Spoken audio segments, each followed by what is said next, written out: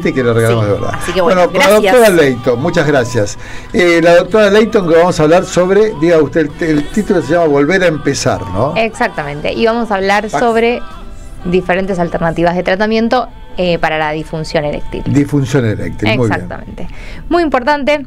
Un poco en consonancia con lo que hablábamos recién del clonazepam, importantísimo que la idea de hoy, de lo que vamos a charlar, no tiene que ver con bueno, entonces me administro esto, me voy automedicando, sino que la idea es que podamos transmitir la tranquilidad de que opciones de tratamiento hay un montón y que por eso la importancia de consultar, ¿no? Me parece que hoy esto es importante aclararlo porque viene de la mano del clonazepam y también recordarles, porque viene de la mano de lo que charlamos recién sobre el ACV, recordarles que todos esos factores que el doctor nombró como factores de riesgo para el ataque cerebrovascular son los mismos que para la disfunción eréctil, al igual que para el infarto, son todos riesgos, o sea, son todos factores de riesgo cardiovascular.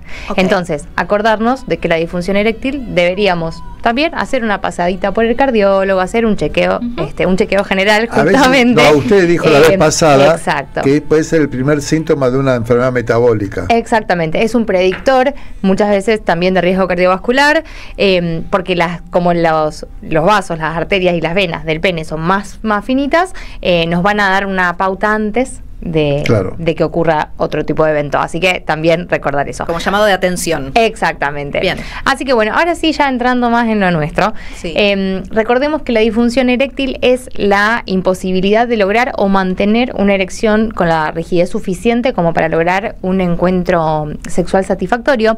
Tengamos en cuenta que, como les digo siempre, cuando hablamos de encuentro sexual satisfactorio, en este caso hablamos de penetración puntualmente, pero es un sesgo de la definición. La sexualidad es mucho más que eso. Y bueno, y la cuestión es que tratamientos hay un montón. ¿Y por qué es importante hablar de esto? Porque a veces algunas personas creen que no hay alternativas o quizás probaron una y no les fue bien y creen que no hay más nada. Entonces, en esta pérdida de la expectativa de tratamiento, abandonan el seguimiento por el profesional. Así que la idea es que hoy sepamos que hay un montón de opciones.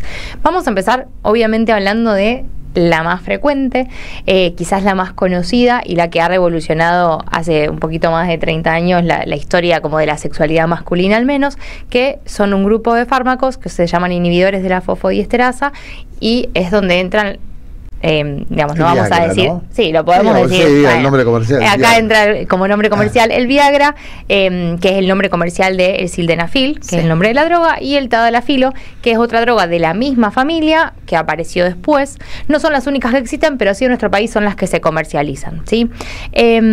Hay una cuestión muy importante, o varias cuestiones para resaltar respecto a este tratamiento. Primero, que suele ser el primero que probamos con los pacientes, porque es muy efectivo, pero sobre todo porque es bastante, o sea, es seguro, ¿sí? Hay mucha duda ante el uso en relación a los factores de riesgo. Hay mucho, por determinadas cuestiones históricas, hay mucho temor a veces al uso de este tipo de medicaciones, y si bien obviamente hay contraindicaciones y hay restricciones y tiene que estar supervisado por un profesional, son drogas seguras y que si se indican en el contexto de la consulta, justamente pueden ser usadas sin inconvenientes. ¿Qué cosa es muy importante y la contraindicación más absoluta que tiene, que esto sí es importante que todos lo sepan, es que no deberían tomarse nunca en conjunto con un grupo de drogas que se llaman nitratos, ¿sí? El mononitrato de isosorbide, por ejemplo, que son medicaciones que se usan para el corazón, para determinadas patologías cardiológicas.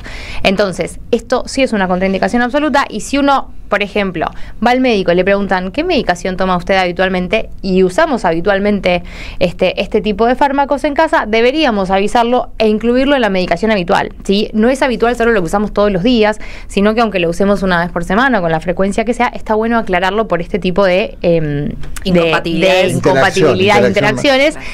Lo mismo que si nos ocurre algo y habíamos tomado la medicación, tenemos algún inconveniente y vamos a la guardia, aclarar que ese día tomamos este tipo de medicación. Esto es muy importante por ese factor.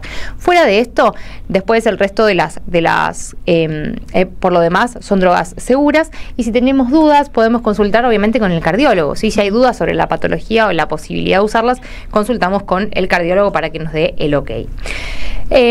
¿Por qué el sildenafil y el tadalafilo son distintas, o por qué elegimos una o la otra? En realidad lo importante de esto, tiene que ver no con el efecto que hacen, que es el mismo, porque es el mismo tipo de familia, pero sino por la forma en la que, digamos, circulan por nuestro cuerpo, por decirlo de alguna forma, por cómo transcurre esta droga desde que la tomamos hasta que deja de estar actuando.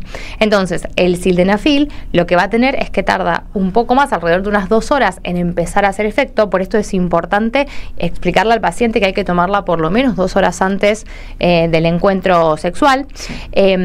Si comimos algo, sobre todo comidas muy grasosas, ¿sí? O digamos las comidas principales del día, a veces eso puede retrasar la absorción, entonces decimos que tratemos de tomarlo más lejos de las comidas y va a tener un efecto más o menos 6 horas, mientras que con el tadalafilo lo que no vamos a tener es que no tiene interacción con la comida, empieza a hacer efecto un poquito más rápido y va a durar un tiempo más prolongado el efecto. Entonces, en base a eso, nosotros en la consulta tratamos de ajustarlo a las necesidades de cada paciente, lógicamente, su contexto, su pareja y su deseo, principalmente vinculado con lo que es la espontaneidad o la planificación de la sexualidad, que es una de las cuestiones. Tengo una pregunta. Sí, acá me mandan una pregunta, no quiero decir quién, pero saben que es de la zona de Granburg, digamos. Claro, y no es Liliana. No es Liliana. Claro. Me está preguntando si le ha... me dice la impotencia, pero no es impotencia. Si el déficit en la erección con preservativo pareciera ser, ¿no?, que con preservativo tiene problemas de erección, sin preservativo no. Si eso se llama disfunción eréctil. Si entra dentro de la disfunción eréctil, pregunta. Entra dentro de la disfunción eréctil porque dentro de la disfunción vamos a incluir, como les dije, todo lo que nos haga perder o no lograr la erección de una forma repetida en el tiempo, como hablamos siempre, ¿no? No una vez, sino que esto se mantiene en el tiempo. Obviamente este tipo de casos es como un caso particular, uno tiene que evaluar bien el cuadro completo y algunos otros factores relacionados con lo orgánico, con lo psicológico, con un montón de cosas, pero sí está dentro de esa categoría y hay que ir a la consulta si molesta. Perfecto.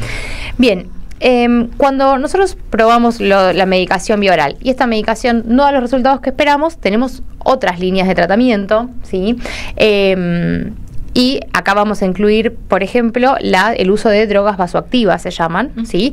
Un tipo de tratamiento que es un poco más invasivo y que consiste en drogas inyectables que se colocan directamente en el pene, que las coloca el paciente previo a tener relaciones sexuales, ¿sí? El Trimix. Tenemos una imagen, exactamente. El Trimix es el preparado que usamos con más frecuencia. Está formado por 3 drogas que en conjunto lo que hacen es relajar. Vieron que en algún momento hablamos de la fisiología. Sí. Quiero ver si está la imagen. Sí.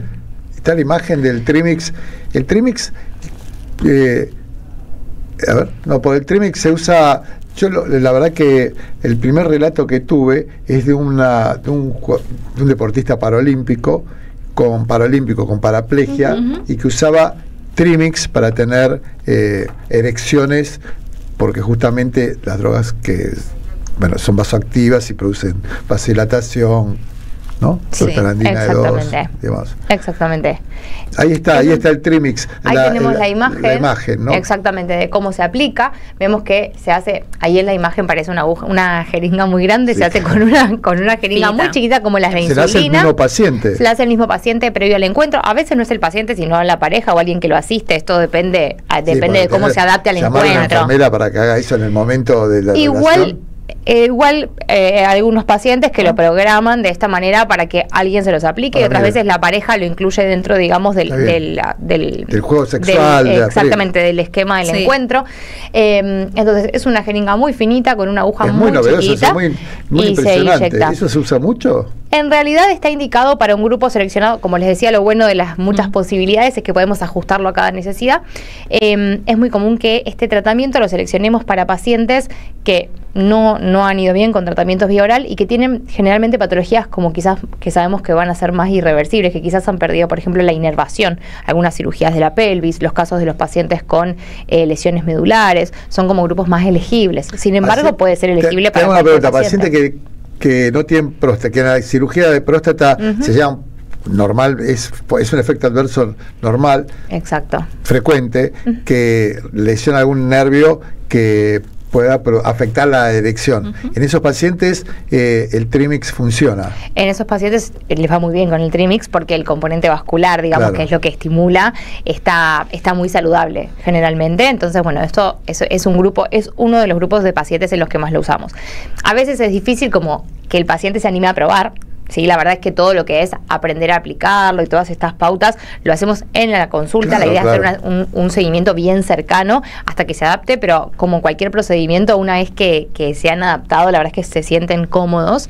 La única precaución, y acá esto sí es importante tener en cuenta, que la única precaución que hay que dar con a estos pacientes es que a veces, como el efecto adverso que puede ocurrir con esta droga se llama priapismo. El priapismo es una erección prolongada en el tiempo, que dura más de 4 horas y que no está relacionada con el deseo sexual, sino que simplemente persiste y que a veces puede ser también dolorosa. Y esta es la pauta que damos para saber que esta es una causa de consultar, o sea, es un motivo para consultar a la guardia. ¿Hay un antídoto, perdón, hay antídoto contra el priapismo? Sí, por supuesto, hay antídoto. La idea es que es una urgencia urológica y el urólogo tiene que concurrir para manejarlo porque hay diferentes formas de tratarlo. Hay antídotos desde lo farmacológico que hacen lo contrario. La fentolamina no es un antagonista de las drogas que uno... Usamos adrenérgico. Adrenérgico, okay. Exactamente. ¿Es habitual que suceda, Doc, o no? No, no es habitual si el tratamiento fue, digamos, no es lo más común cuando un tratamiento fue indicado por el profesional, porque nosotros lo que hacemos es usar la dosis más baja posible. Dentro del acompañamiento inicial, lo que hacemos es ir probando con pequeñas dosis progresivas cuál es la más efectiva para ese paciente. Entonces se toman todos los recaudos para que esto no ocurra, pero siempre obviamente tenemos que avisar para que esta pauta esté presente en el uso. Y estar atentos. Exactamente, para estar atentos. Bien. Por otro lado, después tenemos algunas otras intervenciones, algunos otros tratamientos menos invasivos. Ahí nos pusieron, perdón, yo digo porque nos pusieron Vamos la imagen, a hablar exactamente de eso. Que es también medio impresionante. Vamos a hablar justamente de los dispositivos de vacío, que es la imagen que estamos viendo ahora. Dispositivos de vacío, ¿sí? Sí. Okay. Esto no es tan utilizado, no es tan frecuente verlo en el uso general. Consiste básicamente en un cilindro que tiene en la base, que está, venlo donde dice, donde está la bandita amarilla en la base del pene. Bueno, eso es una bandita que es móvil, exactamente. Eso es una banda que está como apoyada, ¿sí? Entonces, ese cilindro se coloca alrededor del pene. En ese caso, el que vimos en la imagen es automático, digamos, uno toca un botón y genera el vacío automáticamente. Hay otros que son manuales y hacemos como si estuviéramos tomando la presión, digamos, pero genera vacío. Y lo que hace es que al generar vacío hace que el pene se llene de sangre. Entonces, con esto, cuando alcanzamos una tumescencia, o sea, un grado de erección suficiente como para mantener la penetración, la bandita esa que habíamos puesto en la base del cilindro se coloca sobre la base del pene y de esa manera retiene la sangre dentro del pene, ¿sí? En este caso, lo que tenemos que tener en cuenta es que no deberíamos dejar la bandita puesta más de media hora, ¿sí? ¿Por qué? Porque es el tiempo que la sangre nos va a poder brindar oxígeno a estos tejidos. Después de eso hay que soltar la bandita, dejar pasar un tiempo y en todo caso volver a iniciar, pero sí es importante permitir el recambio de sangre para que no se pierda el oxígeno necesario para que se alimente el cuerpo cavernoso, ¿sí? O sea, digamos el interior del pene. Claro. Y por último vamos a hablar de lo que estamos viendo ahora, que son las prótesis de pene. En este caso, en la imagen vemos una prótesis de pene hidráulica. Las prótesis de pene existen, digamos, básicamente dos grandes variedades: las hidráulicas, como las que estamos viendo, donde dentro del pene se colocan esos cilindros que se llenan con líquido, ¿sí? Lo que vemos en el escroto es la bomba de activación, y lo que está más arriba, que sería por arriba del hueso, que es el pubis, es el depósito de líquido, ¿sí? Donde vamos a guardar el líquido cuando no deseemos tener el pene en erección, ¿sí? Entonces, esto es hidráulico, y después tenemos un formato de prótesis maleables, que son solamente los dos cilindros que ocupan el mismo espacio que vemos acá, pero que son semirrígidos. Entonces acá el pene siempre va a estar firme, siempre va a sentirse como erecto. Sin embargo, lo que vamos a poder hacer es cambiarlo de posición a flácido, es decir, doblamos el dispositivo sobre el pubis, o erecto cuando lo enderezamos para lograr tener la erección, ¿sí? Este tipo de tratamientos suele ser un tratamiento de última línea, es decir, cuando probamos con todos los demás y... De última elección, es lo último que se apela, digamos. Exacto, no porque no tenga buenos resultados, al contrario, la satisfacción del paciente y de la pareja sabemos que es altísima. Sin embargo, es un procedimiento quirúrgico y por eso uno siempre intenta opciones menos invasivas que el procedimiento quirúrgico. Fuera de eso, hay pacientes que tienen indicaciones directas o hay pacientes que fueron probando otros tratamientos y quizás no es que no funcionaron, sino que no se sintieron cómodos. Y esto, como todo lo que hablamos siempre en lo vinculado con la sexualidad, sentirse cómodo con lo que estamos eligiendo es muy importante más allá de la guía estricta. Y me parece que hay que apuntar a eso. Claro. Perfecto. ¿Y cuál de estos tiene más adherencia por parte de los pacientes? Las adherencias a todos los tratamientos, la verdad es que son complejas porque dependen de muchos factores. Digamos que lógicamente el que tiene menor tasa de abandono anual son las medicaciones vía oral, porque son las menos invasivas y son las que el paciente mejor puede ajustar, entonces las abandona menos. Sin embargo, también tienen una tasa alta de abandono. Más que nada, generalmente asociado no a que dejaron de funcionar, muchas veces al costo. El tema del costo con este tipo de medicación es un tema muy importante a tener en cuenta. ¿No lo cubren las prepagas o sí? Las obras sociales. Depende del tipo de indicación y el tipo de droga y el tipo de prepaga, por supuesto, u obra social, pero sí suelen tener cobertura. Sin embargo, para el paciente sin cobertura son medicaciones a veces de un costo representativo. Elevado, claro. Exactamente. Bueno, doctora Leighton, clarísima, muy práctico acá, me están diciendo, la están felicitando desde Granbur. Sí. Desde Granbur la están felicitando, dice muy bien la doctora Leighton, dijo Gustavo. Bueno, gracias. Bueno, muchísimas gracias. Siéntese, ya nos vamos a despedir, despidiendo porque son las 19:57. Sí. ¿Cómo se siente? A ver si le toman la producción.